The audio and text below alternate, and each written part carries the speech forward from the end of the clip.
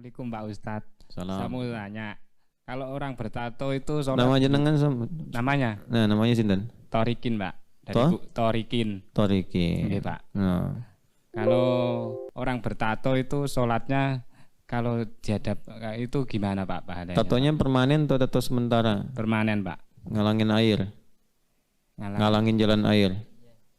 Ya Untuk tato wudu. itu Pak, punya tato gitu. Baik. Tatonya tato apa? Tato permanen. Tatonya bentuknya apa? Tato naga, terus Gambarnya. pas sudah tua jadi cacing apa? Ya macam-macam gitu Pak. Macam-macam. Nah, itu bergambar Baik. itu Pak. Pertama, hukum tato dulu. Ya. Dalam Islam, tato yang sifatnya permanen itu dilarang. Jelas ya? Ya Pak.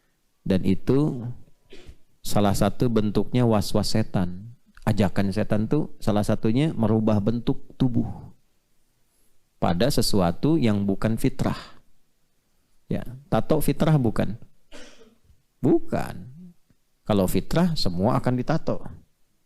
Ya, tapi karena itu bagian-bagian, ya ada orang mengatakan seni, tapi seni ada tempatnya. Bukan di tempat yang tidak seharusnya. Oke? Nah, dari mana taunya? Di An-Nisa, surah keempat. Ya, kalau kita baca dari ayat 116 tentang syirik, 118, 119. Wala udillannahum wala umanniyannahum wala amurannahum fala yubattikunna adhanal an'am wala amurannahum fala yughayyirunna khalqallah. Nah, jadi setan itu senang memprovokasi supaya kita itu merubah-rubah bentuk tubuh. Operasi plastik. Oke? Ada pernah dengar yang operasi plastik? Makanya kan sekarang plastik berkurang kan di itu di apa di berbagai tempat belanja itu ya. Nah, operasi plastik itu nggak boleh kecuali dalam kondisi-kondisi yang tertentu sifatnya darurat. Ya, misalnya ada musibah kebakaran dan sebagainya, mengembalikan bentuk yang kiranya wajar itu boleh. Tapi hidung dari misalnya pas pengen mancung, dimancungin operasi plastik tambah selang dikit misalnya kan, itu haram hukumnya. Haram karena merubah bentuk. Ya. Kenapa? Merubah bentuk, merubah fitrah. Sebab Allah mencipta kita ini sudah sesuai dengan maslahatnya. Kalau bentuknya nggak begitu, bisa celaka. Karena merubah maslahat. Ada sesuatu yang salah di dalamnya. Ya, itu sudah bentuk itu sudah sesuai dengan fungsi hidup. Nah, yang kedua, ada seperti hiasan-hiasan tadi yang tidak sewajarnya. Ya, misalnya kayak tato gitu ya, tadi dipasangkan di tempat-tempat yang tidak seharusnya, kemudian sifatnya permanen. Yang kedua, biasanya niat orang bertato itu pun, niatnya itu ada bab yang bertentangan dengan tauhid. Apa itu? Bab keyakinan. Orang ditato motivasinya apa coba? Nah, enggak, jarang gaya itu.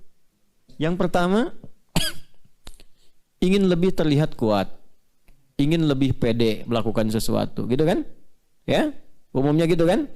Gitu. Nah, ketika seseorang menyandarkan keyakinannya dengan gambar itu dia lebih kuat, nah itu menyalahi sifat tauhid. Jelas ya?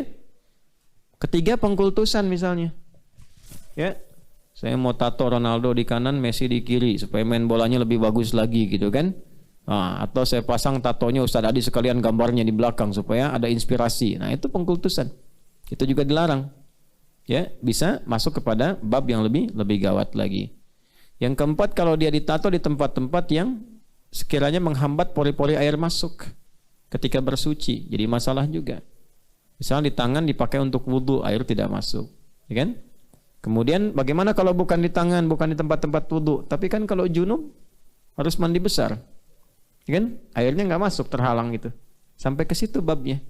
Maka untuk hal-hal demikian hendaknya dihindari.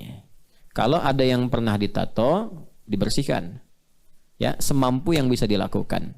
Ya, semampu. Kalau sudah berikhtiar untuk membersihkan, walaupun misalnya tidak total sepenuhnya, maka ada sifat pemaaf, Allah memaafkan itu, kemudian disebutlah itu dalam kondisi yang sifatnya termaafkan, ma'fu anhu sisanya.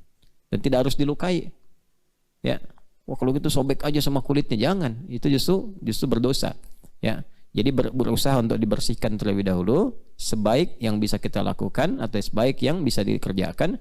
Setelah itu tawakal pada Allah Subhanahu wa taala dan tingkatkan kesolehan. Justru tanda pertama kita ingin dibuat baik oleh Allah itu menyadari ada yang salah, ingin memperbaiki. Itu aja udah hidayah yang sangat besar. Jelas saya kira ya? Baik. Jadi kalau kecuali perempuan itu pun tato sementara namanya hina. Ya, hina itu kan sementara, yang hilang dengan air itu. Hilang dengan air. Ya, ada yang pacar Cina ya, apa pacar Jepang deh. Cina ya, pacar Cina. Itu kan buat di kuku ya. Nah, itu boleh. Ya, boleh karena kan dia sifatnya sementara itu. Ya, bisa hilang dalam periode atau waktu tertentu. Itu pun perempuan. Laki-laki pakai pacar Cina kan jadi jadi heboh nanti. Jelas ya? Wallahu a'lam bishawab.